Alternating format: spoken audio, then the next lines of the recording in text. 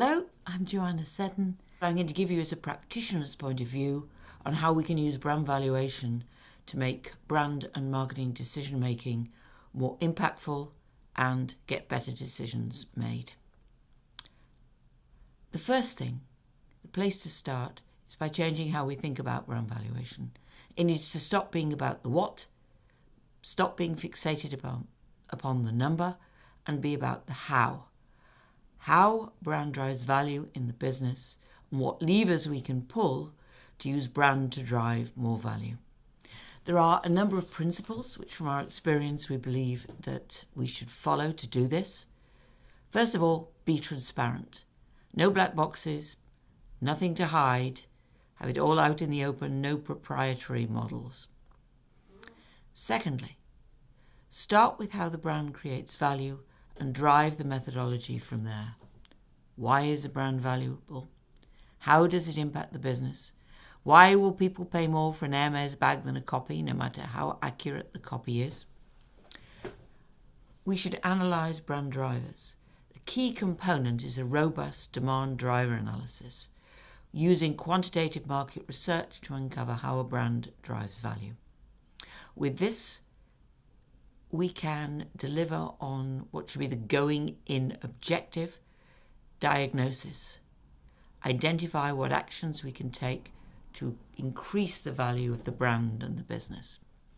We should use scenarios to identify the best opportunities, run alternative brand and marketing investment strategies through the brand model, and determine which strategies will create the most value. We need to think holistically. It's not just about marketing communications and the intangible touch points of the customer experience. It's about the whole thing. It's about the product. It's about the retail experience. It's about the online experience.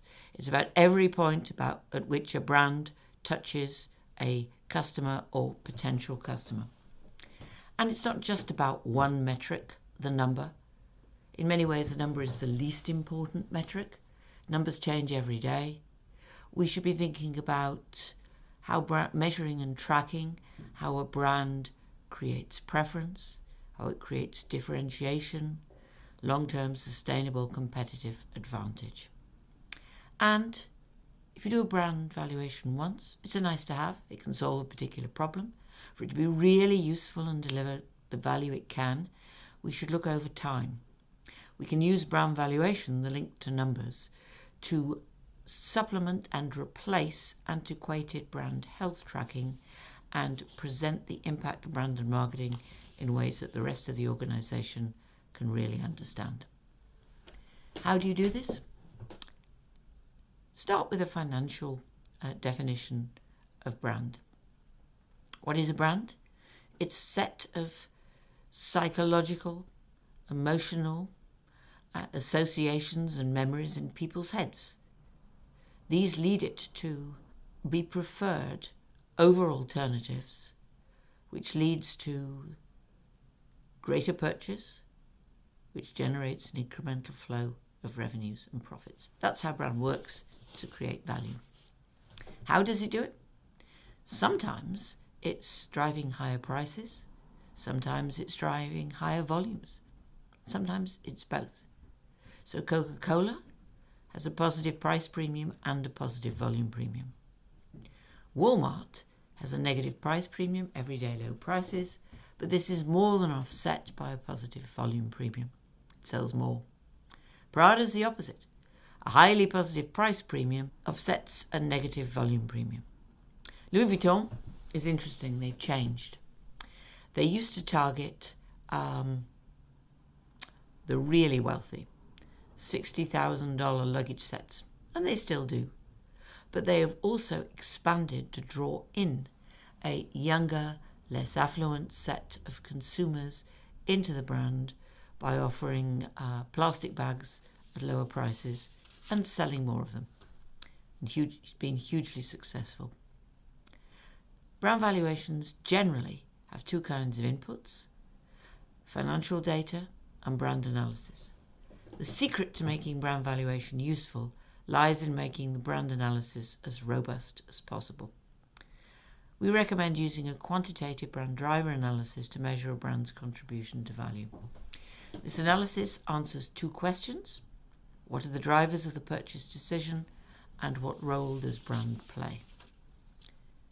Once you've done that, linked it to financials, and you have a robust brand valuation model, then you can run scenarios through it to decide what brand strategy will make us the most money, and what levels of marketing spend and budget allocation will deliver the greatest returns. This new way of looking at brand valuation can become the foundation of brand and marketing decisions. It can change the corporate perspective on brand and marketing, put it on the same footing as other functions in the organisation because it's linked to money, which people can understand. Once you put brand in terms of money, non-brand minded CEOs, CFOs and boards can understand its importance, and they can change their minds on the wrong brand decisions that they've made because they can see that the value is there. And the result is brand has a credibility it's never had before. But it can also improve marketers and how they function within an organisation by leading to better decision making.